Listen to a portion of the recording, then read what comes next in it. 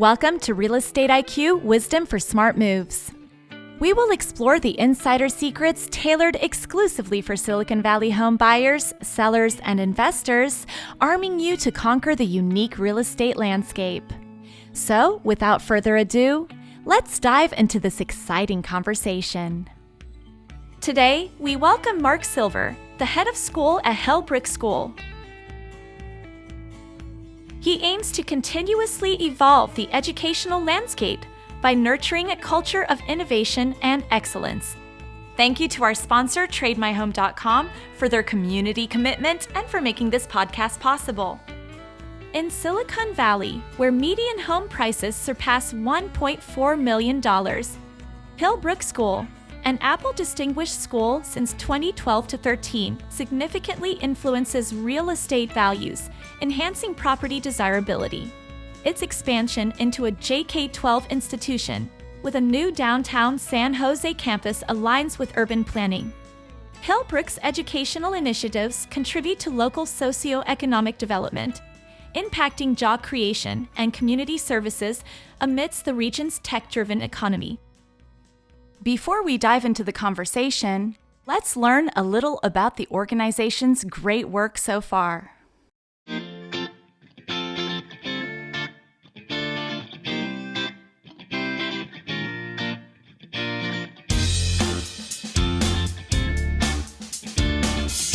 I forget how unique our school is sometimes. Last night I was telling my dad about my schedule, and then all of a sudden I just said, oh my gosh, I love school. Everyone's just really kind here. I've made a lot of close friends. Talk to anyone. It feels like a family. It really does. It feels like family. It's so close-knit. Our community at Hillbrook is even stronger just because we're a founding class. We're in the early journey with each of our 5 students here, only a couple months in, and so much growth ahead of us.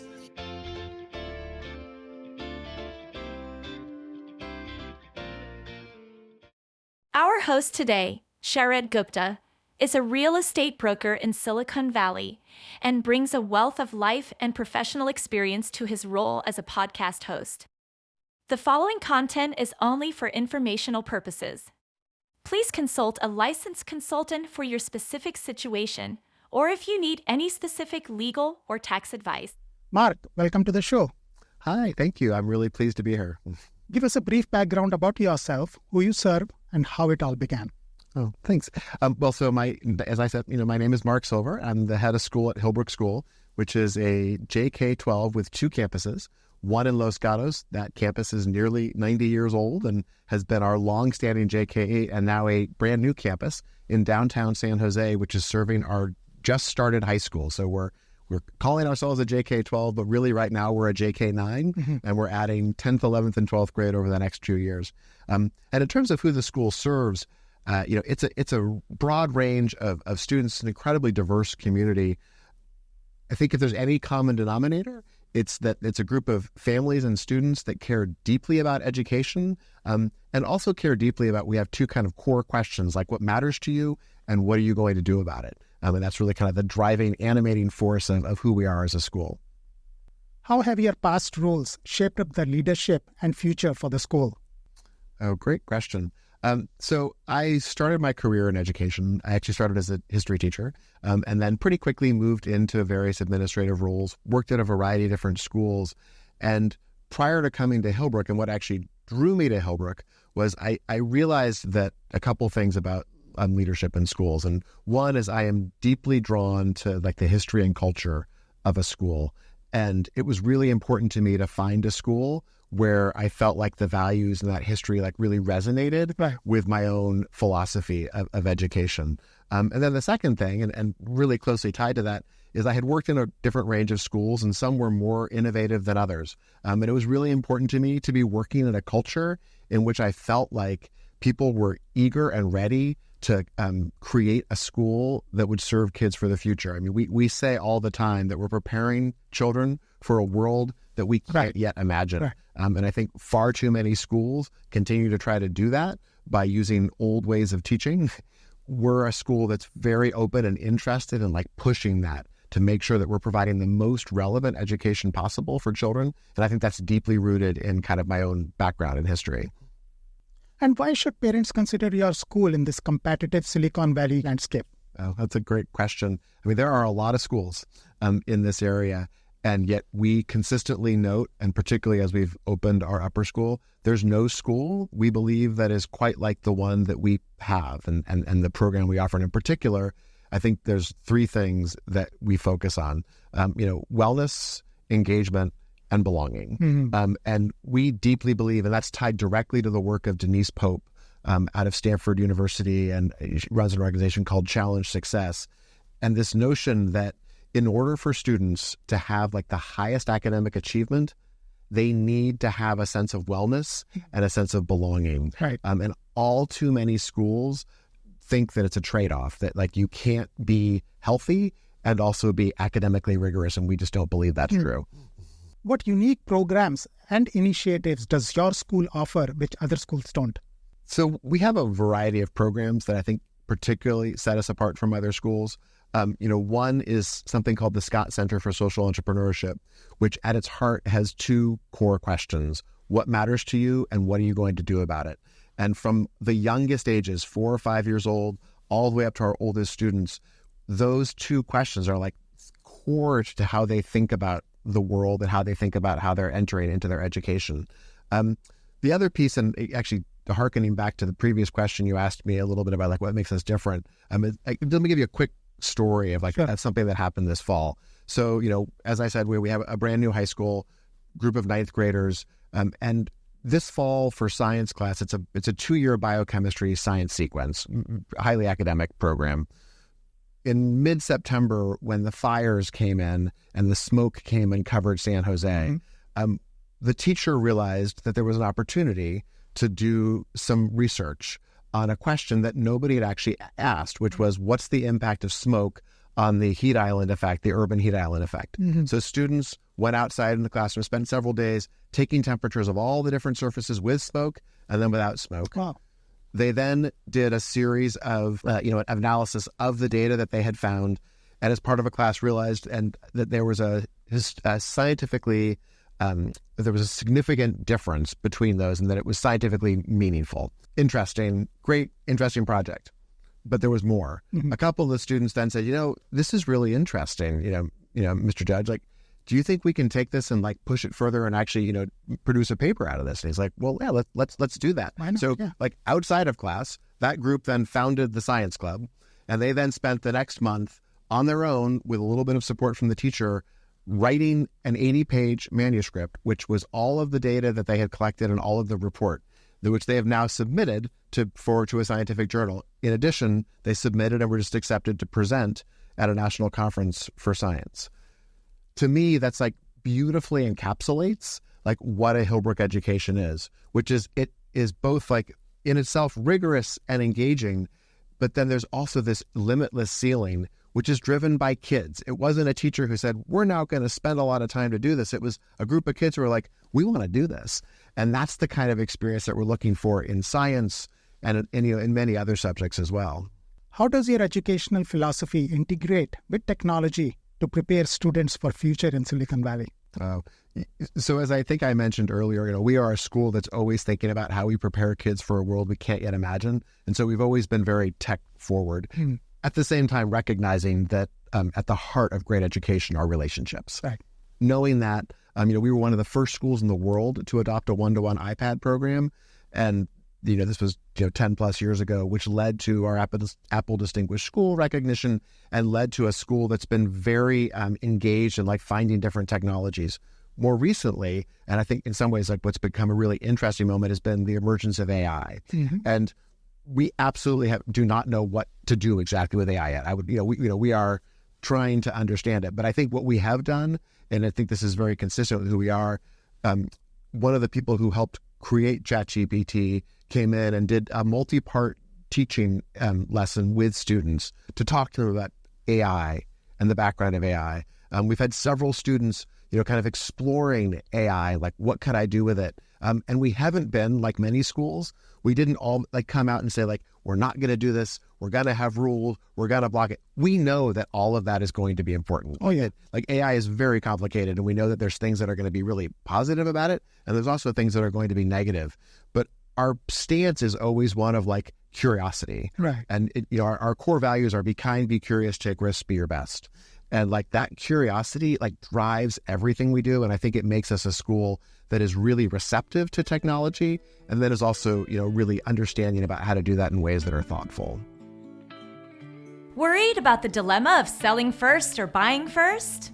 TradeMyHome.com, powered by Your Home Sold Guaranteed Realty, has the solution.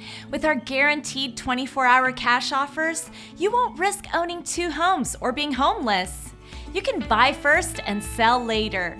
Are you upgrading or downgrading in the next 3 to 6 months? Text PAIR to 408-740-7400 for a free and no-obligation professional equity appraisal report.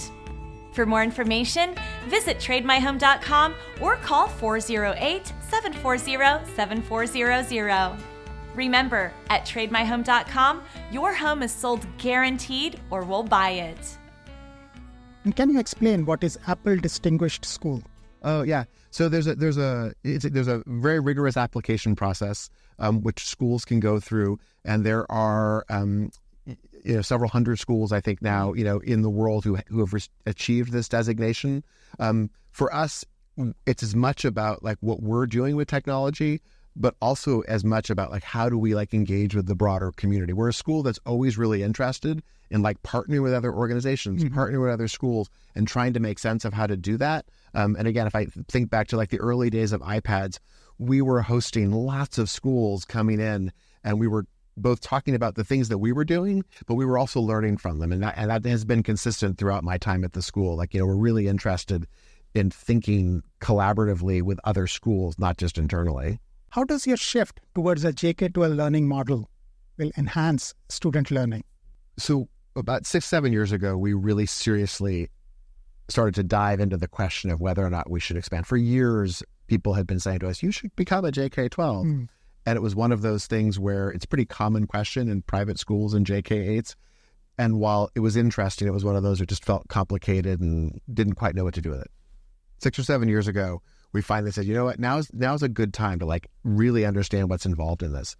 And there was, I think, one thing that as we went through this process, we looked at lots of other schools that had done it. We talked to lots of schools. We looked at great high schools around the Bay Area and around the country.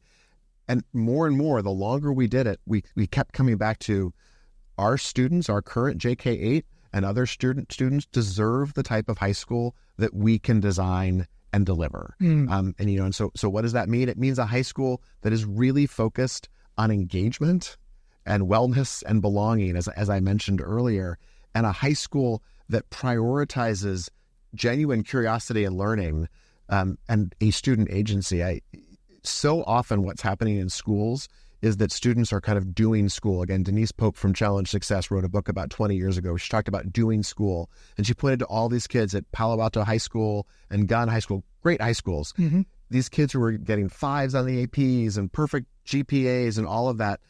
And there was an emptiness to their experience. Right. And they graduated. They didn't have the skills and the knowledge and they didn't have the things you actually need to be successful in college because they were just doing school. Right. And so as we're designing our program, and this has been true at our JK-8 for years, but as we were looking at the high school level, like there aren't enough schools that are asking, like, how do you actually design a high school where it's got engagement at the heart of it? And then our students are doing hard things, like they're working hard, they're being pushed, but they're also doing it in an environment that is really prioritizing curiosity and meaningful and meaning. And it's incredibly exciting to see that. And I think the more that we looked at those opportunities, we were the types of things that we do, like, oh my gosh, like imagine what you can do, what matters to you, what are you going to do about it? If you take that question to like 17 and 18-year-olds, like what they can do given that opportunity. And what role does the school expansion play in the urban development of San Jose downtown? We are so grateful to have the opportunity to be part of what I see as kind of a renaissance in San Jose. We very intentionally chose downtown San Jose for the location. And we often talk about this notion of city as classroom. And what that means is, we have two buildings, two historical buildings that we're renovating, that we're using for the actual, classrooms. But then all of the city surrounding it is an active learning space. Our library is the MLK library at San Jose State University. Our students are leaving our small space all day long to engage in the city. So what does that mean for urban redevelopment? We see ourselves, we're on the northern end of St. James Park. We see ourselves as part of a renaissance of that area. We think that with the high school students there, with the engagement that we're going to be doing in the city, that we're going to see just this positive growth and hopefully a return of businesses. We know that there's a lot of residential that has started to go into San Jose, but there aren't enough businesses that have resettled there. We hope, and again, we aren't. We don't pretend to be the solution. That's not why we went to downtown San Jose. We think we are part of a much bigger group of organizations that can hopefully collaboratively come together and really revitalize and make San Jose what we know it can be. In what ways does your teaching excellence and your entrepreneurship centers impact the community? It's just some very concrete ways. So, for example, we hosted a conference in downtown San Jose this past fall, which was called What's the Future? And we brought together 16 or 17 different schools, about 75 people from around the country to think about the future of education. That's kind of a concrete example. Another example is that we had an event with the Scott Center, which was called Conversations for Good, which brought together well over 300 business leaders and educators and members of different communities. So we're bringing people together, I think, to have real conversations about the future of education. The other piece that is maybe less direct, I think, is in the way that we are in our students, and increasingly, and again, they're just freshmen. We've only been there for a few months, so this is just starting. But as we see over time and in the future, our students will increasingly be engaging in the community. And so, one of the things that we're creating for our junior year is an experience which will be open for our students, but also for other high schools, which will be wrestling with important questions. And we're going to be talking to the leaders of San Jose and saying what are some complicated challenges that you would love to see high school students engage with? And then we're going to create kind of a year-long process for students, again, Hillbrook students, but also other students to wrestle with those issues. Mm-hmm. And then at the end of the year to share back. And again, to be very clear, what we will ask high school students to do is to share back what questions and what things are they wondering. We're not asking 17-year-olds to solve homelessness, right? That's an incredibly complicated topic. We are asking 17-year-olds to dive into that and to think about it and to engage in really meaningful ways, both with people and in the community, and then to circle back to leaders and say, so here's what we've learned and here's what we're thinking. Right. And I think that's the long-term payoff of that, right? Is that instead of students going through school and then graduating and then all of a sudden being okay, what am I going to do with my life? Our students are already doing, they're already doing things, right? And so it's leading into that long-term pathway of how do you create really healthy communities and really healthy, particularly urban communities. For the next episode of Real Estate IQ, featuring Ted Stefanos, the Vice President of Natural Hazard Disclosure at HomeDart. Yeah, well, I always was fascinated with maps and geography, so forth, growing up. I ended up going to college. At first, I was getting a communication. He has been pivotal in understanding and communicating natural hazard risks in real estate. Ended up getting my degree in geography, but at that time, it wasn't really a digital mapping. Check out our full episode on Tuesdays at 5 o'clock Pacific and 8 o'clock Eastern on YouTube and Apple Podcast. Thank you for listening to the podcast and acknowledging the wisdom of smart moves in real estate in Silicon Valley. Please share this episode with a friend, subscribe, and leave us a review on Apple Podcasts or wherever you listen to podcasts at Real Estate IQ. Thank you to our sponsor, TradeMyHome.com, for their client commitment and for making this podcast possible. If you're considering buying or selling a home, visit TradeMyHome.com. Until next time, Remember to stay ahead in the real estate game.